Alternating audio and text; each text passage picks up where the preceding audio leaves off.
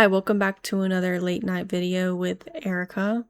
This video is going to be a little different from the videos I've been uploading on this channel on how to cell culture. I'm going to be trying to share more of the other stuff and other aspects of my life.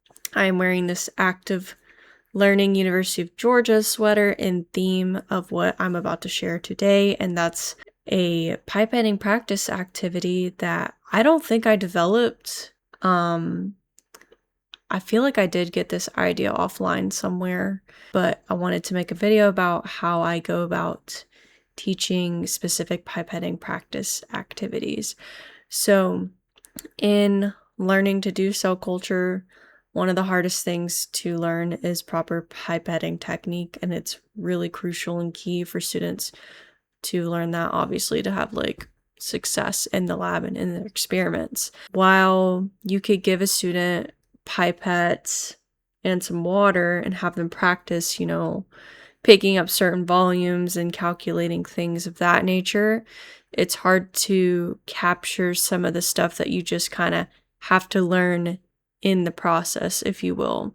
One of those things is breaking up a cell pellet. It is hard to simulate that outside of the biological safety cabinet, and when I was learning, I just had to practice that pipetting up and down motion with some water, but that didn't really simulate how if you don't pipette up and down correctly, you could cause bubbles, but then if you don't do it fast enough, you're not breaking up the cell pellet. So I've kind of come up with / probably seen online this activity and how to simulate a cell pellet without actually having to make a cell pellet, and it's something that could be practiced outside of the biological safety cabinet. So that's really nice, and you don't have to worry about killing your cells when it's your first time doing this activity.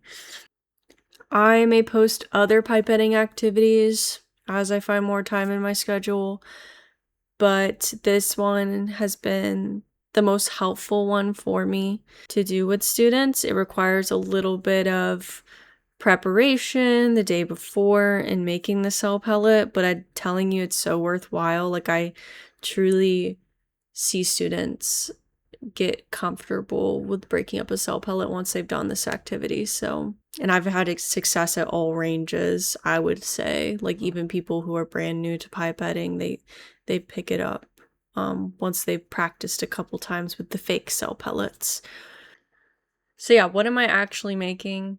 I am making a Jello pellet inside of a conical tube and filling the rest of the conical tube with dyed water that has a little bit of soap in it to simulate the frothiness that media can get when you're pipetting incorrectly. The Jello pellet, I have found, is almost a little bit more difficult to break up than a typical cell pellet, but it's good because it really forces students to do that up and down motion more while balancing not creating bubbles in the liquid.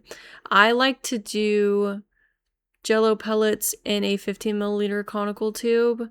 Doing that motion in a 50 milliliter tube and a 15 milliliter tube is very different. If you could make it in both, that's great too, I think. But I do think that the 15 milliliter is probably a little more difficult to break the pellet, while the 50 milliliter is more difficult to not create bubbles if you're pipetting with the same volume. Which in the Gamillion lab, we always break a cell pellet in 5 milliliters of media because those serological pipettes that we have available in our lab have a smaller exit nozzle, so you need less up and down motions to break up the pellet because you can achieve a fast velocity with that. So yeah, this is a video on how to actually create that in your kitchen at home. If you're a student, welcome to do that too. Good on you for taking the initiative to try to get some extra practice before dealing with your PI's cells. Okay, so what will you need? I will put a quick list here if you don't want to hear me yap. I'll go into why you need all of this in the next part. You will need a tube rack to hold whatever size conical tube you're going to be making the Jello pellets in. You'll need to take that probably from lab home and be comfortable doing that. So don't take anything that has hazardous material all over it to your house. You'll need conical tubes that are empty and clean. I also brought a pipette aid home and an aspirating serological pipette because it's just easier for me to place those Jello pellets with a pipette aid. Obviously, you don't have to do it that way, especially in the skinnier conical tubes. I needed my pipette aid at my house. You could probably use those little droppers, or you could use a spoon and put it in there. That's fine too. You will also need gelatin. I went and got lemon gelatin in specific at Kroger, so not Jello, gelatin. And yellow because that sort of simulates the look of a cell pellet, in my opinion. Especially with the mouse stem cells in the Chameleon lab, they kind of look like a little yellow globulus at the bottom of the conical tube. You will also need something to boil the gelatin in, because to actually make gelatin, you have to boil it. So, stove with your pot on top. For making the water, you don't need this necessarily, but I added food dye to simulate the color of media with phenol red in it. I used this specific dye showed here in the sunset yellow orange color. And then I also added Dawn dish soap to that water. Not too much, just like a couple drops. Enough for there to be bubbles made if the students aren't pipetting correctly. And this is something you may have to balance depending on the conical tube that you're using. Start by boiling your water on the stovetop. On the back of the gelatin box, it tells you how to make the gelatin. I added a little bit more water than normal, so I did 1 1/4 cup of water. Add your gelatin. Continue cooking that for 3 minutes and stir. And then you add 1 1/4 cup of water to cool it. You can put that still liquid form gelatin into the conical tubes. Because I was reading online, that makes the gelatin a little bit softer so that it's not absolutely impossible to break the gel pellet. I've done the gel pellet activity a couple of times. You definitely want to do that. Because you don't want the cell pellet to be so difficult that the students learn to pipette too much, because then they're going to do that in the hood, and it shouldn't take that much effort to break up an actual cell pellet. There's a balance to it, right? I did want them to practice a little bit, but not for 10 minutes try to pipette a gelatin pellet. As you're boiling that water, you can make your fake media and do so in a bottle.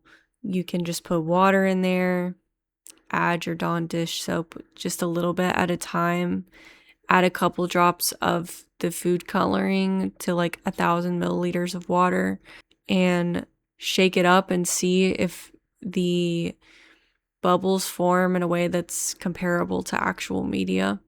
Then what I did was I pipetted up like literally 0.5 milliliter, maybe even less, of that liquid gelatin and put it into the conical tubes. So if you look at the cell pellet at the bottom, it should be like a couple millimeters in height. Definitely try to make a slightly bigger cell pellet so the students could see it, but like not so outrageous that it's like filling up way too much of the conical tube. If you need to add more or less, you can via pipetting, but do so before obviously like cool it. So then a final step is to just literally close the conical tubes, put it in the fridge, and it needs to sit in the fridge overnight to actually solidify. Definitely do not add the fake media yet. Allow the gelatin pellet to solidify overnight.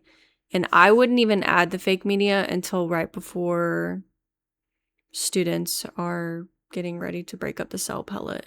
And honestly, I've given the cell pellet to them without any media on it yet, as if you had already aspirated off the media containing trypsin, just to like maintain the integrity of the gelatin pellet so that they just have to worry about pipetting up and down. But that could be a good practice too. Like if you have to manually aspirate the media off the top of the cell pellet before breaking it up, that might be something good to practice as well. My lab has a vacuum aspirator, so it's pretty easy and you shouldn't have to practice that step. But for labs that have manual aspiration, it might make sense. After that point, you can take those pellets, take them back to the lab, put them in the fridge for when the activity actually happens. I probably wouldn't leave them sitting at room temperature. And I also probably wouldn't leave them out of the fridge too long because it might start growing stuff and you wouldn't want that either in your cell culture lab. But yeah, it's super easy. I also recommend making multiple per student. So like maybe 5 per student so they can have multiple tries with the conical tubes. And yeah, that's it. That's it for that pipette activity.